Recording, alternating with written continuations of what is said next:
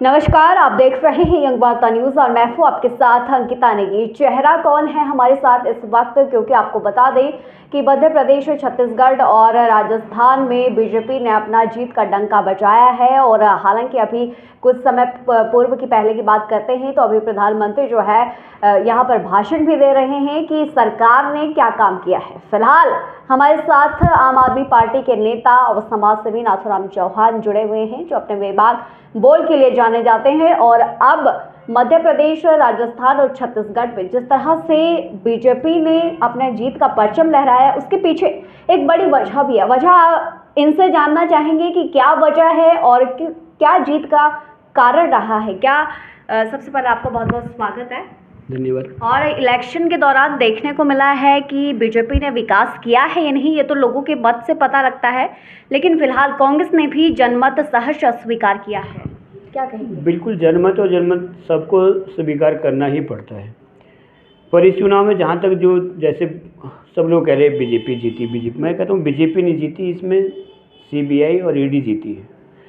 क्योंकि जिन भी राज्यों में चुनाव में सीबीआई और ईडी के छापे धड़ाधड़ पड़े, वहाँ के मुख्यमंत्री तक के ऊपर छापे पड़े, और आप देखना चुनाव ख़त्म हो गए तो सीबीआई और ईडी की कार्रवाई भी ख़त्म हो जाएगी। ये केवल चुनाव भटकाने के लिए, ताकि लोगों का ध्यान भटक जाए, लोग फोकस सीबीआई और ईडी पे करें, जहाँ चुनाव में फोकस करना चाहिए वहाँ पर ना करें। तो क्या मैं ये कहना चाहूँगा कि मध्य प्रदेश के शिवराज सिंह चौहान जी, चलो उनको शुभकामनाएं, सीएम बने हूँ, हम ऐसे शुभकामनाएं करते हैं, लेकिन क्या उनके दाग धुल गए क्या? जो उनके ऊपर जो आरोप लगे थे, तो बीजेपी में आते ही दाग धुल जाते हैं ना। केवल शिवराज सिंह चौहान उदाहरण नहीं, 3600 लोग ऐसे हैं जो बीजेपी में जाते ही, जैसे आजकल तो एक बड़ा वो सर्फ चला हुआ है, मोदी वॉशिंग पाउडर के नाम से चला हुआ है, कि बीजेपी में जो भी जाएगा वो धुल के बिल्कुल साफ़ हो जाएगा, और जो बाकी जगह रहेगा वो ईडी और सीबीआई के। और एक बात मैं और स्पष्ट कर दूं, इससे ये भी साफ हो गया कि भारतीय जनता पार्टी को डर कांग्रेस से नहीं है, भारतीय जनता पार्टी को डर है तो वो है आम आदमी पार्टी से। क्योंकि कांग्रेस को तो ये कुछ भी कर सकते हैं, लेकिन अगर आम आदमी पार्टी सामने हुई तो वहाँ पर इनको घुटने टेकने पड़ते हैं, क्योंकि आम आदमी के काम करने का तरीका ही अलग है। इन 3 राज्यों में आम आदमी पार्टी नहीं लड़ी, चुनाव नहीं लड़ा था।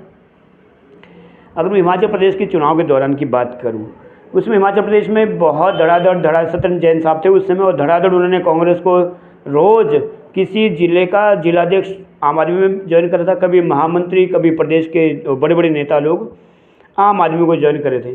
तो उससे दिक्कत होनी चाहिए थी कांग्रेस को। अभी मैं बीजेपी के अंदर की बात बता रहा हूँ, जो बीजेपी के अंदर होता है, बीजेपी के अंदर जो चलता है वो बात बता रहा हूँ। तो दिक्कत किसको होनी चाहिए थी? बीजेपी को दिक्कत होनी चाहिए थी, कांग्रेस को नहीं चाहिए कि लोग किसके टूट रहे थे? कांग्रेस के टूट रहे थे। पर समस्या ये थी कि दिक्कत कांग्रेस को नहीं हो रही थी, दिक्कत वहाँ पर बीजेपी को हो रही थी। भी कांग्रेस के लोग क्यों टूट रहे हैं? अब बीजेपी में दिक्कत, बीजेपी के किस नेता को दिक्कत हो रही थी? बीजेपी के नेता माननीय अनुराग ठाकुर जी और माननीय राष्ट्रीय अध्यक्ष जेपी नड्डा जी को दिक्कत हो रही थी कि सत्येंद्र जैन साहब ने अगर ऐसे ही कांग्रेस को अगर तोड़ना शुरू कर दिया तो हिमाचल प्रदेश में तो कांग्रेस हाशिए पे जाएगी और बीजेपी, आम आदमी भी हाशिए पे जाएगी। आएगी कौन? बीजेपी। दिक्कत किसको हो रही थी? नड्डा जी और अनुराग ठाकुर को, क्योंकि उन्हें पता था कि अगर जयराम ठाकुर अगर दोबारा सीएम बन गए तो ना किसी ने अनुराग ठाकुर को पूछना है और ना किसी ने नड्डा जी को पूछना था। ये हिमाचल के समय, उस समय की मैं बात बता रहा हूँ। जैन साहब को अंदर ठोक दिया बिना किसी जुर्म के। जैन साहब को अंदर ठोकते ही फिर वही जो कांग्रेस के लोग आए थे, कांग्रेस के लोग वापस कांग्रेस में चले गए और कांग्रेस यहाँ पर पूर्ण बहुमत में आ गई। और यही जो सेंटर में जो बीजेपी के लोग बैठे थे, यही वो चाहते थे कि हिमाचल प्रदेश में कांग्रेस आए या कोई भी अन्य आए, लेकिन बीजेपी नहीं आनी चाहिए, नहीं, क्योंकि जयराम का सिक्का चलता। फिर आज की डेट में आप देख सकते हैं जयराम ठाकुर हाशिए पे हैं, अनुराग जी और नड्डा जी अपने उसमें। और अगर बाई चांस बीजेपी गवर्नमेंट दोबारा रिपीट करती तो ना किसी ने अनुराग को पूछना था और ना किसी ने नड्डा जी को पूछना था। ये बीजेपी का चाल और चरित्र ये है बीजेपी का, कि बाकी को छोड़िए, सत्ता के इसमें बने रहने के लिए खुद के मुख्यमंत्रियों को भी हराना ये सही समझते हैं। तो कहीं ना कहीं जिस तरह से देखने को मिला है 3 राज्यों में जो कांग्रेस की करारी हार हुई है, उसका मुख्य कारण क्या रहा होगा? क्या कार्यकर्ताओं की अनदेखी भी एक मुख्य वजह रही, या ईडी और सीबीआई में ही कांग्रेस पार्टी जो है व्यस्त रही? ईडी और सीबीआई में व्यस्त रही कांग्रेस पार्टी। हालत ये था कि राजस्थान में देखिए वसुंधरा राजे सिंधिया जी को वो फूल दे रहे पीएम साहब को, लेकिन उन्होंने फूल तक नहीं लिया। सब ने देखा, वो जग जाहिर है।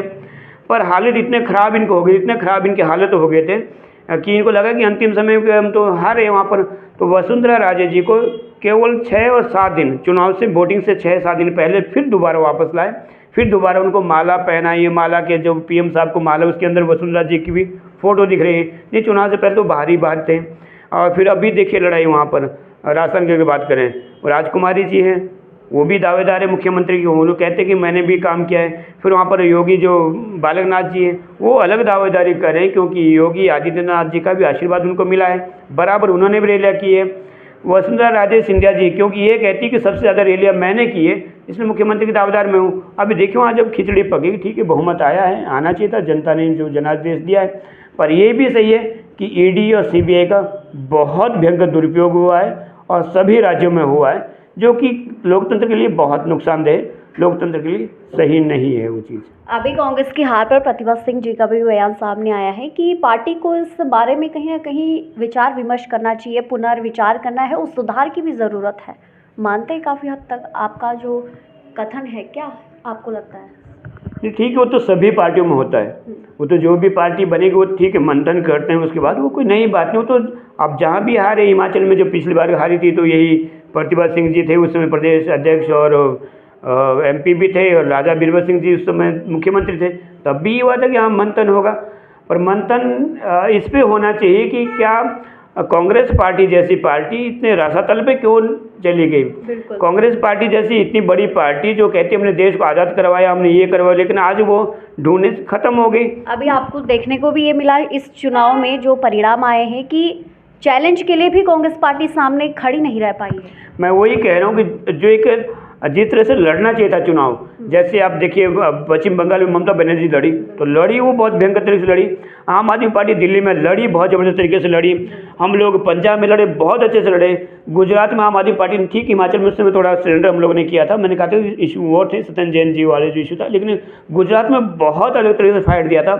अभी चुनाव देखिए, जब हरियाणा में चुनाव होंगे, आम आदमी पार्टी बहुत ज़बरदस्त जैसे लड़ाके तरीके से जो लड़ा जाता है, जैसे चुनाव लड़े जाते हैं, वो तरीका है। अब मैं फिर कहना चाह रहा हूँ कि भारतीय जनता पार्टी कांग्रेस से नहीं डरती है।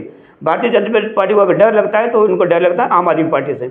और ये बात पिछले जो चुनाव हुए थे दिल्ली में, उस समय ठाकुर अनुराग सिंह जी ने भी ये बात कही थी। उसमें अनुराग ठाकुर जी वित्त राज्य मंत्री होते थे, और उन्होंने चलो बैठे बैठे एक जगह ऐसी उनकी प्रेस थी, तो उन्होंने कहा था कि ऐसी पार्टी को कौन हरा पाएगा।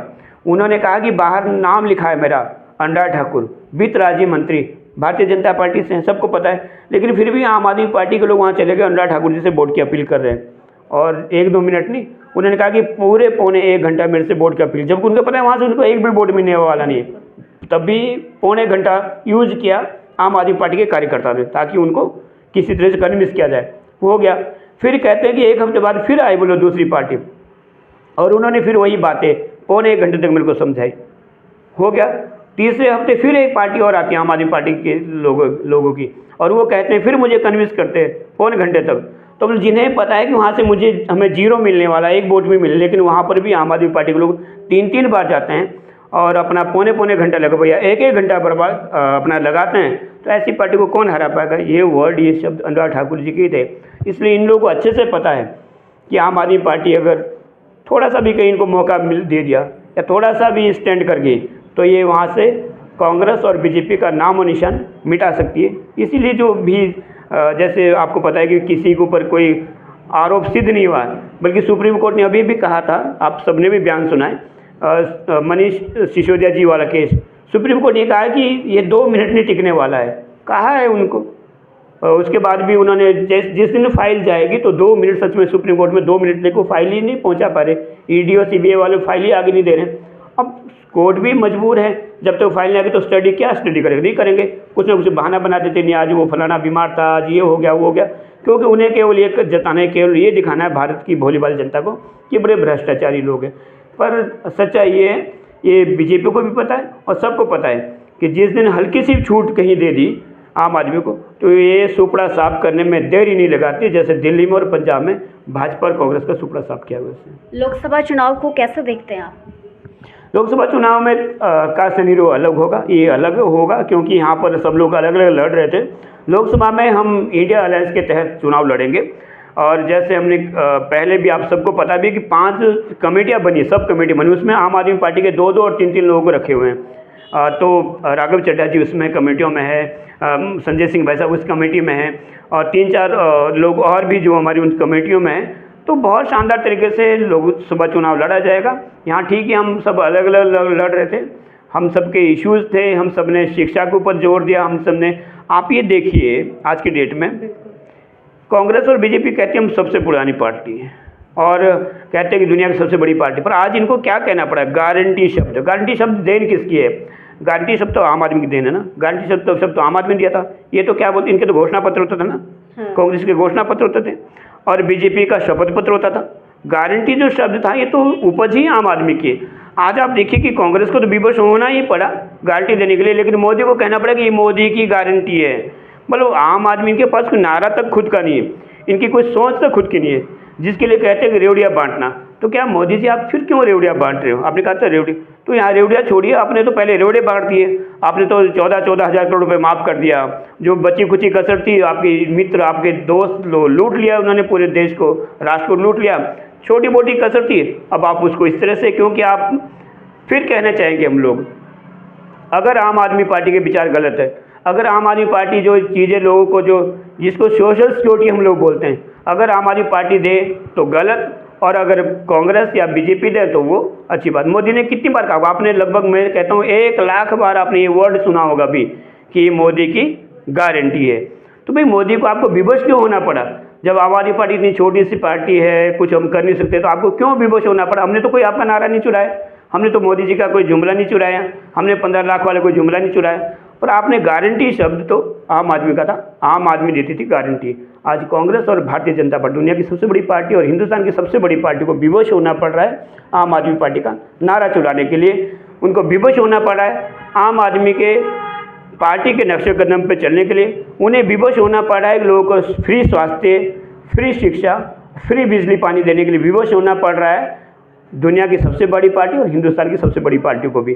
तो हमारी तो ये भी जीत है, एक तरह से हमारी पार्टी की भी बड़ी जीत है, क्योंकि हम आम आदमी के लिए लड़ रहे हैं और ये सुविधाएं अगर आम आदमी को मिल रही है तो हमारी ये भी एक बहुत बड़ी जीत है। बहुत बहुत शुक्रिया आपका जुड़ने के लिए। धन्यवाद। और जो अभी 3 राज्यों के चुनाव परिणाम सामने आए हैं, उस पर नाथूराम चौहान ने सीधा आरोप लगाया है कि यदि आम आदमी पार्टी सामने चैलेंज के तौर पर खड़ी होती तो कहीं ना कहीं बीजेपी को भी हार का सामना कहीं ना कहीं करना पड़ता, और एक चैलेंज की तरह आम आदमी पार्टी को बीजेपी देखती है। अपने शब्द भी नहीं है भाजपा के, तो ऐसा प्रधानमंत्री पर भी सीधा आरोप लगाया है। और साथ ही साथ लोकसभा चुनाव को लेकर आम आदमी पार्टी की हिमाचल प्रदेश में क्या रणनीति रहने वाली है, उसके बारे में भी विचार किया गया। तो आगामी जो मास्टर प्लान है आम आदमी पार्टी का लोकसभा चुनाव के लिए, वो रहने वाला है काफ़ी दिलचस्प। नाथूराम चौहान ने इसका जिक्र भी किया है। आने वाले समय में लोकसभा चुनाव की तैयारियां भी जोर शोरों से आपको दिखने वाली है। तो फिलहाल आज तो 3 राज्यों के जो चुनाव परिणाम सामने आए हैं, नतीजे सामने आए हैं, उसमें कांग्रेस पार्टी का जो हार का एक बड़ी वजह रही है वो ये भी बताया कि ईडी और सीबीआई के बीच में ही कांग्रेस व्यस्त नजर आई। हालांकि भाजपा भी इस पर लगातार आरोप लगा रही है कि व्याप्त भ्रष्टाचार भी कांग्रेस की हार का एक बड़ा कारण रहा है। तो फिलहाल बड़ी खबरों में आज के लिए इतना ही। जुड़े रहिए यंग वार्ता न्यूज़ के लिए। पहुंचा साहिब से अंकिता।